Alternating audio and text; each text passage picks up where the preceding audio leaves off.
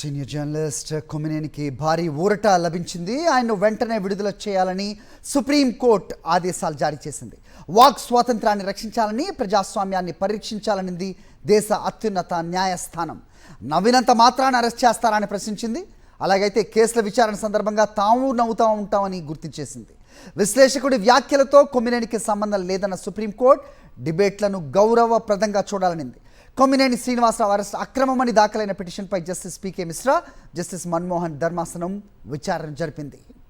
Right, ఈ తీర్పుపై పలువురు జర్నలిస్టులు స్పందిస్తున్నారు. ప్రస్తుతం రామ్నాథ్ మనకి ఫోన్ లైన్లో అందుబాటులో ఉన్నారు, మాట్లాడదాం. రామ్నాథ్ గారు నమస్తే. ఉదయమే మీ చర్చ కూడా నేను చూశాను. సో ప్రస్తుతం కొమ్మినేని శ్రీనివాసరావు గారిపై సుప్రీంకోర్టు అభిప్రాయం, అలాగే ఇచ్చిన తీర్పుని ఏ రకంగా చూస్తున్నారు? హరిగారు, ఇప్పుడు కృష్ణరాజు గారి వ్యాఖ్యల్ని ఎవరు సమర్థించారండి. దానికి తోడు కృష్ణరాజు గారు అరెస్టు అంటే అది ఒక, కానీ ఇప్పుడు నేను మీకు ఫోన్ లో మాట్లాడుతున్నాను, నేను హఠాత్తుగా ఏదన్నా అసభ్యకరంగా మాట్లాడాను అంటే దానికి బాధ్యత నాదే. మీరు ఏం చేయగలుగుతారు? గౌరవప్రదంగా ఒక చర్చకు పిలిచి ఉంటారు, అది నిలబెట్టుకోవడమా లేదా అన్నది యువతల వాళ్ళ మీద ఆధారపడి ఉంటుంది. సరే, కృష్ణరాజు గారు సీనియర్ జర్నలిస్టు, ఎప్పుడూ గతంలో ఇలా మాట్లాడింది లేదు, కానీ ఆయన పొరపాటు గ్రహపాటు అనేశారు.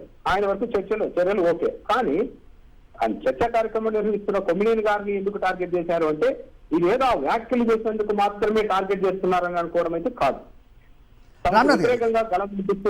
చెప్పండి హరిగా.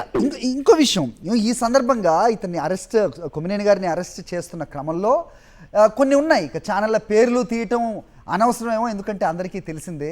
సో ఇష్టం వచ్చినట్టు మాట్లాడడం, అసలు ఏదో బ్రహ్మాండం బద్దలైపోయినట్టుగా, సో కొమ్మినేని గారే ఆ వ్యాఖ్యలు చేసినట్టుగా సాక్షి యాజమాన్యాన్ని ఒకవైపు, అలాగే కొమ్మినేని గారిని గాడిద అంటూ మాట్లాడుతున్న ఇంకో గాడిద ఓవైపు, వీళ్ళందరికీ కూడా సో ఇలాంటి తీర్పు ఒక చెంపపెట్టని చెప్పచ్చా?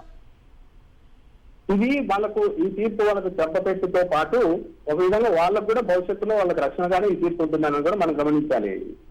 ఎందుకంటే 70 ఏళ్ల వయసులో 50 ఏళ్ల పాటు జర్నలిజం కెరీర్ లో ఉంటూ 18 ఏళ్ల పాటు టీవీ డిబేట్లు నిర్వహించి ఇప్పటి వరకు ఎక్కడైనా ఇదో కొమ్మినేని గారు ఇలా మాట మాట్లాడారు తప్పుగా అని అనిపించుకున్నది లేదు, ఒక్క కేసు లేదు.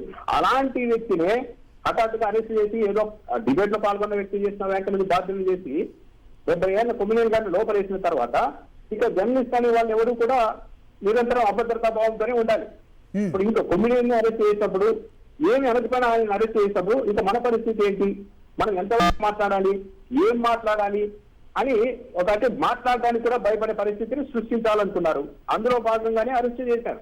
అంటే ఒక విచిత్రమైన పరిస్థితి ఇక్కడ కనిపిస్తుంటుంది. రామ్నాథ్ గారు, మీరు విశ్లేషిస్తూ ఉంటారు, చాలా సందర్భాల్లో మీరు విశ్లేషణలు చూస్తూ ఉంటారు.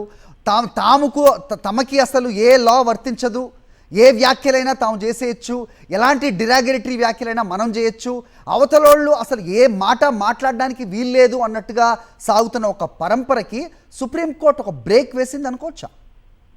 ఇప్పుడు గత 5 ఏళ్లలో వైఎస్ఆర్సీపీ ప్రభుత్వం ఉన్నప్పుడు నేరుగా జగన్మోహన్ రెడ్డి గారి సతీమణి గారి మీద చర్చలు పెట్టారు. కానీ అప్పుడు ప్రభుత్వంలో అధికారంలో ఉండి తన భార్య మీద డిబేట్ పెడుతున్నా కూడా జగన్మోహన్ రెడ్డి గారు ఏమీ చేయలేకపోయారంటే కారణం ఏంటి? ఆయన చట్టానికి గౌరవం ఇచ్చారు, ఒక మీడియాకు గౌరవం ఇచ్చారు, జర్నలిస్టులకి గౌరవం ఇచ్చారు. కానీ ఈ రోజు ఏం చేశారు? కొమ్మినేని గారు ఎప్పుడూ ఒక అనుచిత మాట మాట్లాడలేదు, ఏం మాట్లాడలేదు, తీసుకెళ్లి అరెస్ట్ చేసి లోపలేసేశారు. కనీసం నోటీసులు కూడా ఇవ్వలేదు. అంటే వీళ్ళ తొలి నుంచి కూడా దురదృష్టం కొద్దీ తెలుగుదేశం పార్టీ వైఖరి కావచ్చు, తెలుగుదేశం పార్టీకి సపోర్ట్ చేస్తున్న మీడియా వైఖరి కావచ్చు, మనం ఎవరి మీద మీరు గమనించండి, తెలుగుదేశం పార్టీకి అనుకూలమైన పేరున్న టీవీ ఛానళ్లు మొత్తం కేవలం జగన్మోహన్ రెడ్డి గారు, ఆయన కుటుంబ సభ్యులు, వైఎస్ఆర్సీపీ నేతల వ్యక్తిత్వ హననం మీదే ఒక 80% డిబేట్ నడుస్తూ ఉంటాయి. మిగిలిన 20% డిబేట్ మాత్రమే ఎప్పుడైనా సబ్జెక్ట్ మీద ఉంటాయి. కానీ నిరంతరం జగన్మోహన్ రెడ్డి అలా వాళ్ళిలా వీళ్ళిలా అనే నడుస్తూ ఉంటారు.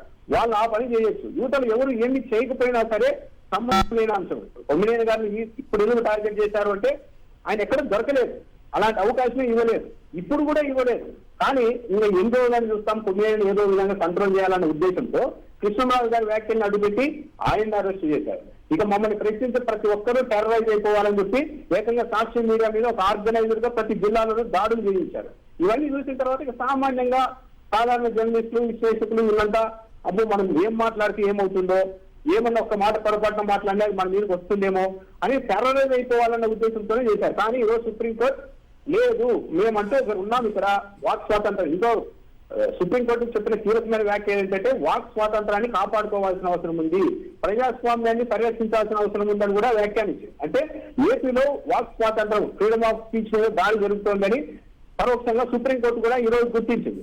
మేము కూడా నవ్వుతుంటాం, అంత మాత్రాన్ని అరెస్ట్ చేసేస్తారా అని చెప్పడం ద్వారా ఈ కేసు ఏ ఉద్దేశంతో పెట్టారు, వీళ్ళంతా ఏ ఇంటెన్షన్ తో రాష్ట్ర ప్రభుత్వం పోలీసులు ఈ వ్యవహారాన్ని ముందుకు తీసుకెళ్తున్నారు అన్నది సుప్రీంకోర్టు నీట్ గా గ్రహించింది.